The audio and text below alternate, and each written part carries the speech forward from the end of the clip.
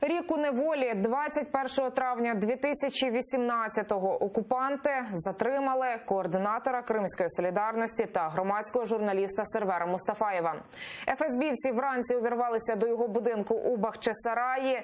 Після обшуку його затримали і звинуватили у тероризмі, спробах повалення існуючого в Росії режиму та участі в забороненій Кремлем організації Хізбут Тахрір. Чоловіка запроторили за ґрати і вже рік незаконно утримують у СІЗО. Вдома на політбранця чекають дружина та 4 маленьких дітей. На каждую вот эту вот акцию ФСБ они выезжали. Сервер выезжал. Если ты помнишь эфиры, посмотри. Сервер вещал прям собственной машиной. Он подъезжал и показывал, где стоят эти вот силовики. И он, как бы выходя с машины, прям говорил, что вот номер такой-то, стоит машина такая-то, вот отсюда как бы смотрят сюда, отсюда сюда, как бы вот незаконное задержание.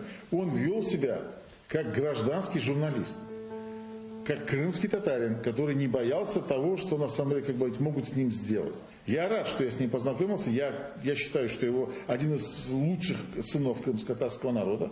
Каждый из ребят, девушек, которые занимаются активистской работой в Крыму, это действительно герои, потому что работать в условиях несвободы, для этого нужно иметь определенное геройство, когда человек не думает не только о себе, но думает в первую очередь о тех людях, которым он помогает.